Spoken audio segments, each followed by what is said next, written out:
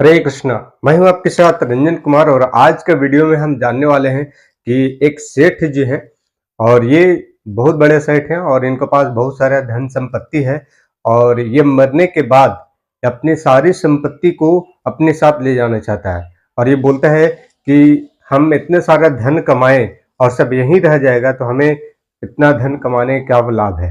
तो हमें कोई ऐसा व्यक्ति चाहिए जो हमें बता सके कि हम इस धन को अपने साथ कैसे लेकर के जाएं और ये पूरा मैसेज पहुंचाता है हर लोग तक, हर नगर शहर में कि हमें इस धन को मरने के बाद हमें साथ लेके जाना है।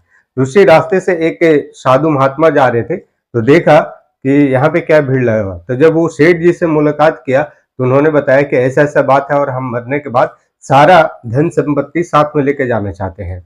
सभी लोग बोल रहे हैं कि नहीं, कोई नहीं लेके गया आज तक, लेकिन हमारा जिद है कि हम लेकर के जाएंगे। तो वो साधु महात्मा बताते हैं कि हाँ बिल्कुल लेके जा सकते हैं, लेकिन उसका एक नियम है, शर्त है, और उस नियम शर्त से आप अपने धन संपत्ति को अपने साथ लेके जाते हैं, ले जा सकते हैं। तो वो है, आपका पुण्य कर्म करना पड़ेगा। जो भी धन संपत्ति आपके पास है उसे आप पुण्य कर्म करेंगे तो फिर आपको वहां ये चीज आपको मिलेगा, आपको धन संपत्ति का लाभ मिलेगा। क्योंकि जैसे भारत का रुपया अमेरिका में नहीं चलता है, डॉलर में एक्सचेंज करना पड़ता है, उसी प्रकार से आपके यहाँ पे जो धरती लोक में जो धन संपत्ति है इसको अगर पुण्य कमाने में अगर इन्वेस्ट करते हैं तो आपको वहां पुण्य के रूप में मिलेगा, क्योंकि वहां पुण्य के हिसाब से परलोक में लोग रहते हैं और चलते हैं। ठीक है, तो ये इंटरेस्टिंग कहानी हम अनिरुद्धाचार्य महाराज जी के माध्यम से जानने वाले हैं। तो हम चलिए वीडियो को स्टार्ट करते हैं। एक सेठ जी को पता लगा कि मैंने जो कमाया है वो सब यहीं रह जाना है, तो उन्होंने घोषणा कराई कि कोई ऐसा व्यक्ति जो ये बताए मैंने इतना कमाया, यदि सब यहीं रह जाएगा तो मतलब क्या, मैं चाहता हूँ कि जितना कमाया हूँ मेरे संग जाए, तो जो मेरे संग ले जाने की व्यवस्था कराएगा मैं उसे धन बहुत सारा इनाम दूंगा। अब बड़े बड़े ज्ञानी, बड़े बड़े पंडित, बड़े बड़े लोग आए कि भाई आज तक तो सुनो कोई एक रत्ती लेके ना गया, मरने के बाद तो एक रत्ती कोई लेकर, तो तुम क्या ले जाओगे, इसलिए तुम ये सपना छोड़ दो कि तुम जाओगे लेकर, कुछ ना जाएगा, सब यहीं का यहीं धरा रह जाएगा। उस आदमी ने जिद पकड़ ली ना, आप बताओ कि ये कैसे जाएगा। तब एक संत जी आए, नारायण नारायण जपते हुए, श्रीमन नारायण। ए भैया क्या भीड़ लगा रखी है। राजा वो सेठ बोला, महाराज मैंने इतना कमाया है, इतना धन दौलत जुटाया और ये सारे लोग कह रहे हैं कि तेरा यहीं छूट जाएगा। अरे मैंने यहाँ छोड़ने के लिए कमाया है क्या, ऐसा बताओ कि मैं ले जाऊं। संत जी बोले, अभी बताता हूँ, सुन। तो सब क्या क्या लेके जाना चाहता है। बोले मैं सब कुछ लेकर जाऊंगा, जो मैंने कमाया है मेरे संग जाएगा तब तो मजा आएगा, यहाँ छोड़ दिया तो क्या मजा है। तो संत जी बोले, फिर सुन, ये 100 रुपया है। बोलो हाँ। क्यों ये 100 रुपए है। बोलो हाँ। संत जी ने कहा, ये बता, ये 100 रुपए भारत का 100 रुपए है, क्या अमेरिका में इसकी वैल्यू 100 रुपए है। बोलो क्या अमेरिका में इसकी वैल्यू 100 रुपए है, तो कितनी है। ये रुपया, यहाँ रुपया है 100, अमेरिका में ये रुपया ना चलेगा, वहाँ डॉलर चलता है। तो क्या करें, इस रुपया को जमा करो और वहाँ की करेंसी लो, वहाँ का डॉलर लो, जो वहाँ चलता है लो। संत जी ने कहा, सेठ जी जब भारत का रुपया भारत के बाहर नहीं चलता तो भारत की संपत्ति भारत के बाहर ईश्वर के घर कैसे चलेगी। और सुन, तू ले जाना चाहता है तो चलेगी, जाएगी, पर कैसे। जैसे रुपए को हमने डॉलर में कन्वर्ट कराया, रुपए को किस में कन्वर्ट कराया, डॉलर में, उसी तरह तू अपनी जितनी दौलत लेकर जाना चाहता है उस संपत्ति को पुण्य में कन्वर्ट करा ले, पुण्य में लगा। जब तू अपनी दौलत किसी भूखे के भोजन में, भूखे की भूख मिटाने, प्यासे की प्यास मिटाने, किसी बेसहारा को सहारा देने, किसी के सिर पे छाया नहीं तो छाया देने में, जब तू सेवा में सब खर्च करेगा तो जितना तूने खर्च किया है वो सब का सब उससे बढ़कर तुझे वहां प्राप्त होगा। वो तेरे संग चलेगा, वो तेरे संग चलेगा। तो आप लोग भी कुछ धन दौलत, कुछ संपत्ति संग ले जाना चाहते हो तो आप भी कुछ पुण्य कर लो, क्योंकि पुण्य ही संग जाएगा। धनानि भूमौ पशवश्च गोष्ठे नारी गृहद्वारे जनाः श्मशाने देहश्चितायां परलोक मार्गे धर्मानुगो गच्छति जीव एकः। चलो बताओ, रुपया पैसा कहाँ तक साथ देता है? बोलो मेरी माँ, जीते जी तक। जिंदा हो तो रुपया पैसा साथ दे सकता है। अच्छा, पत्नी कहाँ तक साथ देती है? बोलो कहाँ? द्वार तक। धनानि भूमौ धन संसार तक पशवश्च गोष्ठे, पशु पक्षी गौशाला घुड़शाला तक साथ देंगे। नारी गृहद्वारी, नारी दरवाजे तक साथ देगी। नारी गृहद्वारी जनाः श्मशाने, लोग शमशान तक साथ देंगे। देहश्चितायां, ये शरीर चिता तक साथ देगा। ये शरीर कब तक रहेगा? चिता तक। और चिता पे जल जाएगा तो शरीर भी साथ नहीं देगा।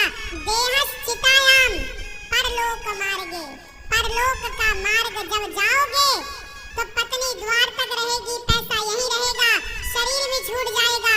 फिर कौन जाएगा? धर्मानुगो गच्छति जीव एकः। आपके साथ कोई जाएगा तो धर्म जाएगा, धर्मानुगो। क्या जाएगा?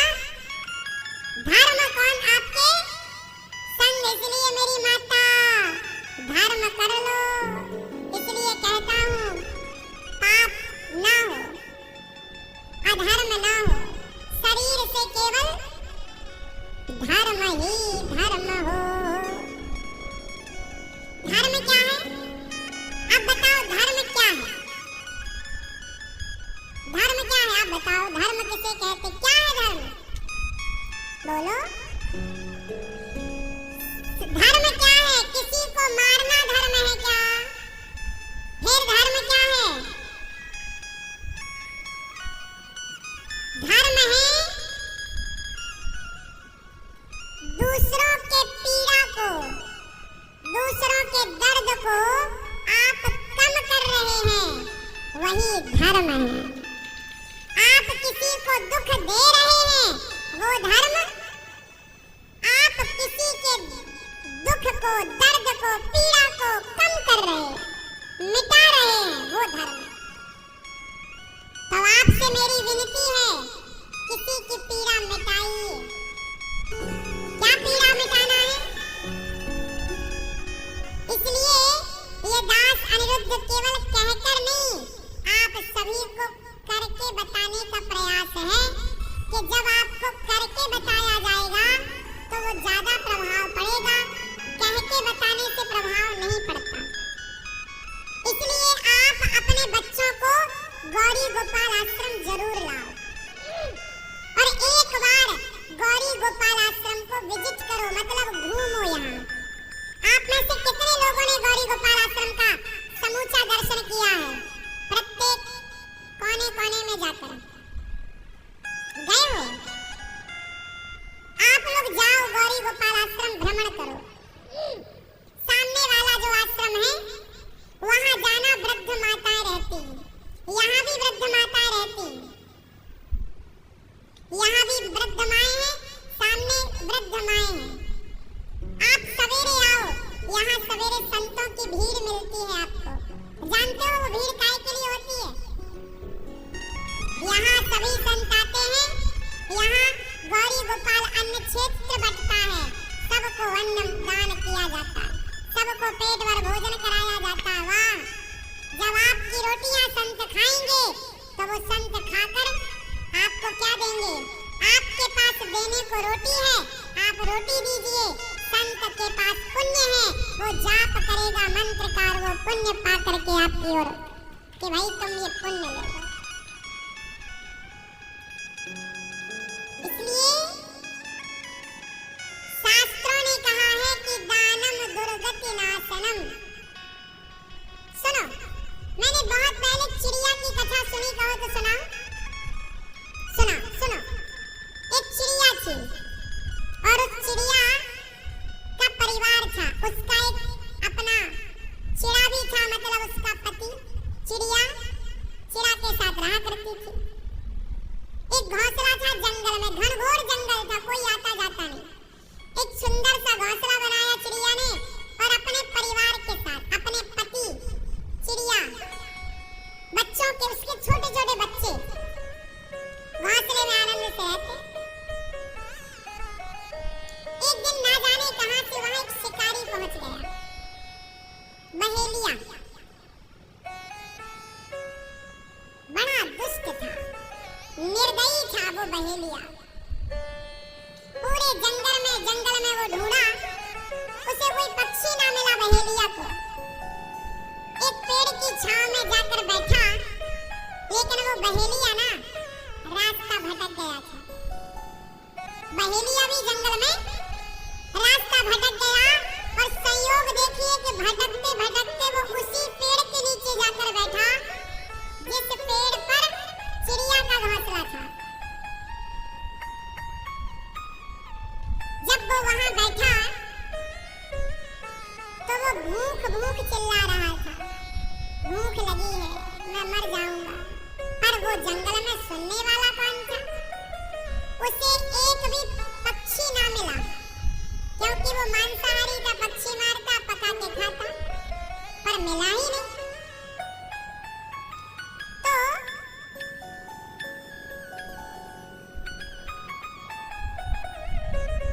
उस आदमी ने, जो बहेलिया था, जैसे तैसे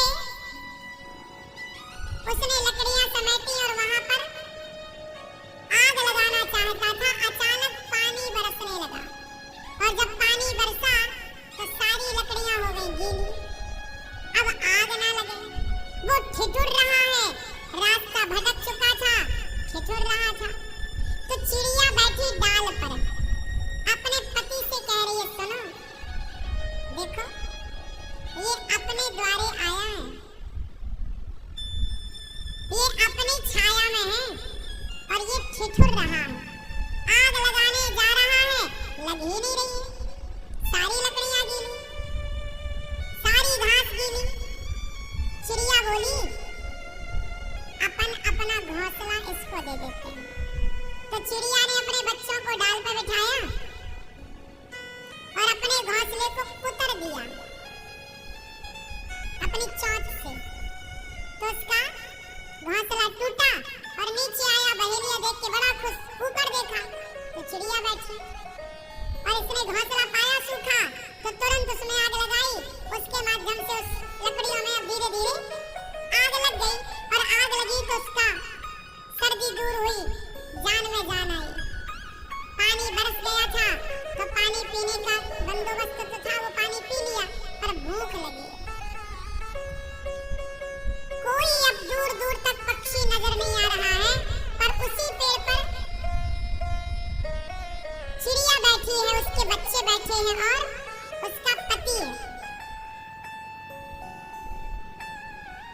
चिड़िया बोली अपने पति से, इसे भूख लगी और ये हमारा अतिथि है और द्वार पे आया अतिथि, उसे भोजन देना हमारा, तो क्या दें?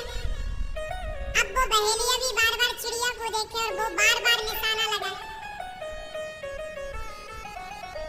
बार बार निशाना लगाए।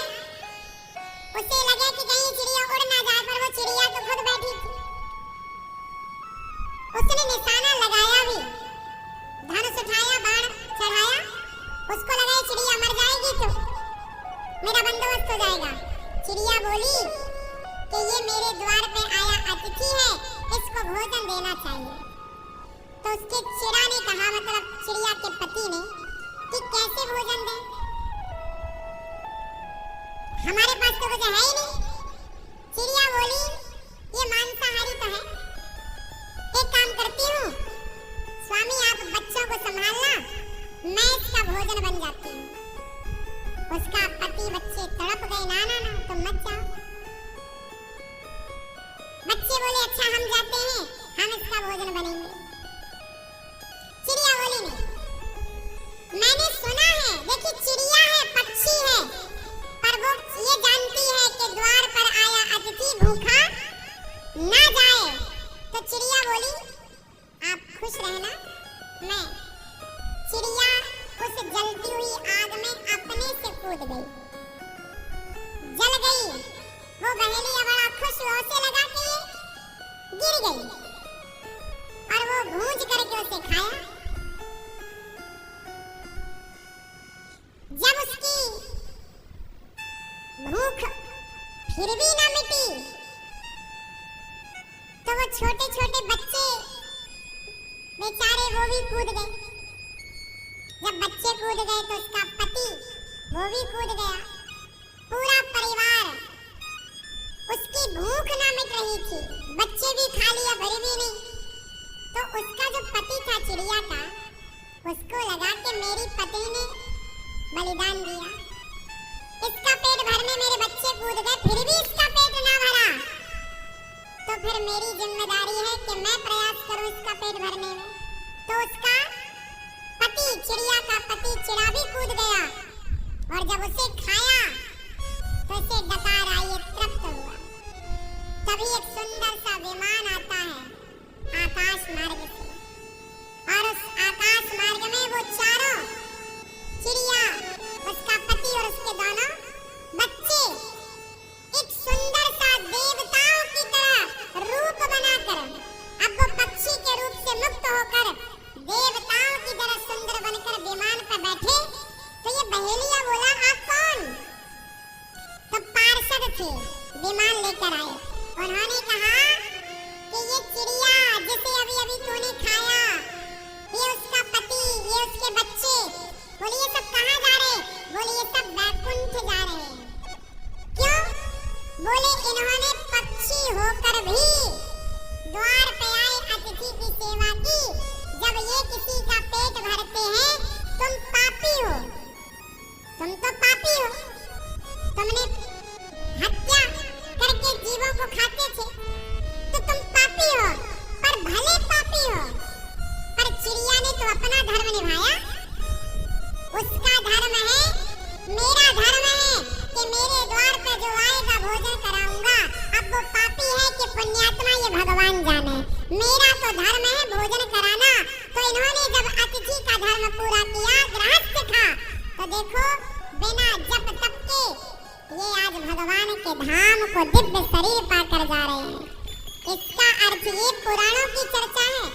इसका मतलब ये हुआ कि आप किसी को भोजन कराते हैं, तो उस भोजन कराने से वो व्यक्ति खुश हो ना हो खाकर, पर भगवान जरूर प्रसन्न होंगे उसकी तृप्ति से। तो गैस यहाँ पे देखे अनिरुद्धाचार्य जी महाराज ने कितने अच्छे तरीका से सेठ जी की कहानी और एक चिड़िया की कहानी कह करके हमें कितने अच्छे तरीके से बताया कि अतिथियों को सत्कार किस प्रकार से करने से, अपने धर्म को निभाने से हमें कितना सद्गति मिलता है। और ये चिड़िया पूरे फैमिली के साथ बैकुंठ धाम में चला जाता है, जहाँ पे रोग दुख नाम के कोई चीज नहीं है।